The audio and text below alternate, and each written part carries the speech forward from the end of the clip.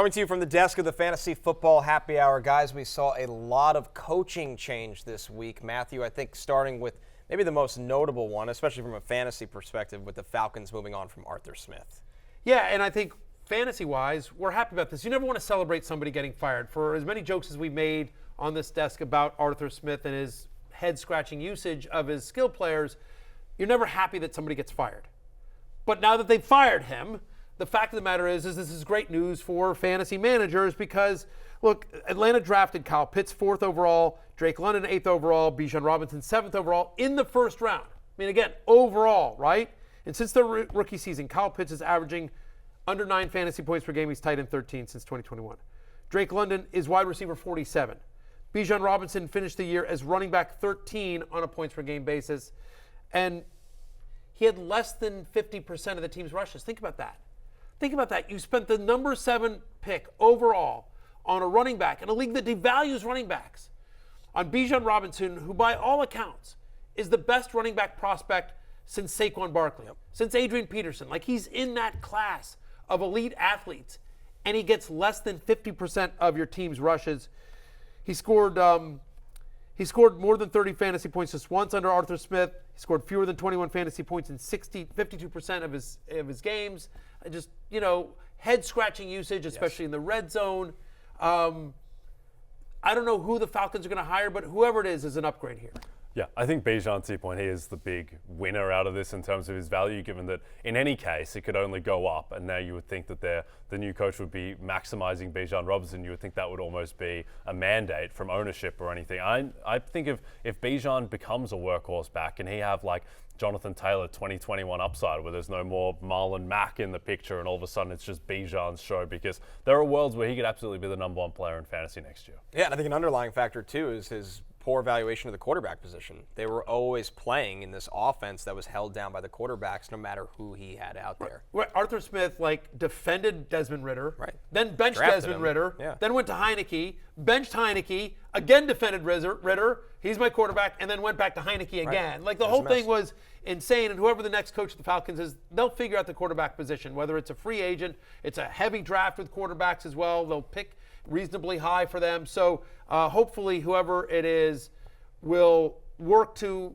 do what I think is a very basic coaching tenet: get the ball in your best player's hands as early and often as possible, because there are real skilled players on this Falcons team. There are some teams out there with head coaching vacancies where you're like, well, that's a little bit desolate. But Pitts, London, and Bijan are real players. Yep. And by the way, they have some nice, again, Tyler Gill drove us crazy because but Tyler Gill's a nice player. Good O-line as well. Good O-line. They have some nice pieces on the defense as well, obviously. So, yeah, In the same stretch, the Ron Rivera era ends for Washington. This is a team that now will be picking number 2 in the NFL draft. We're assuming it's going to be a quarterback, which could have a huge impact on not only their hiring process, but a player like Terry McLaurin. So I think that's the most perfect bookend for Ron Rivera, right?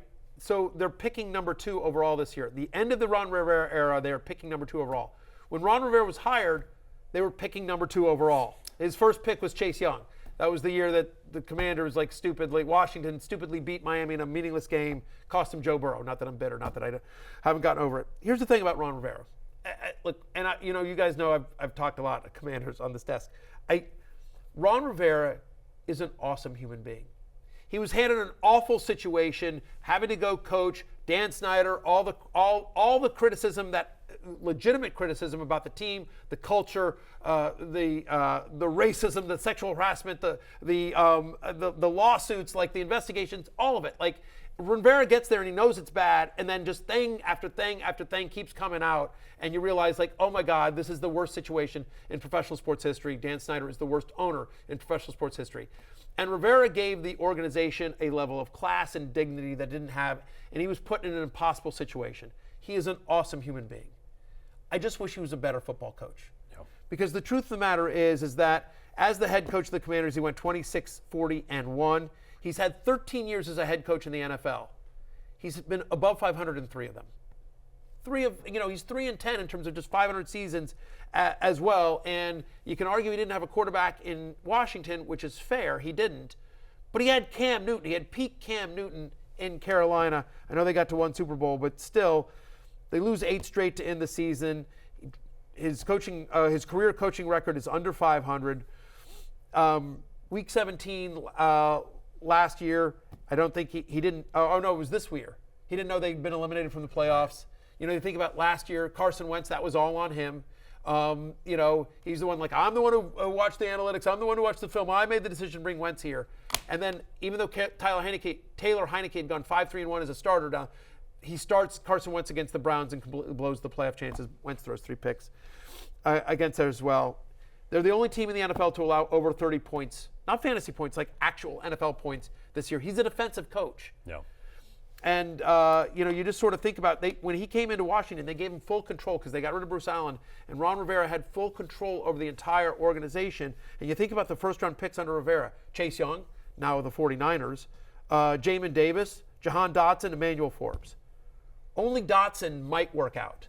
Yep. Right? You know, Cam Curl was a nice pick. Right. Antonio Gibson and Brian Robinson, okay.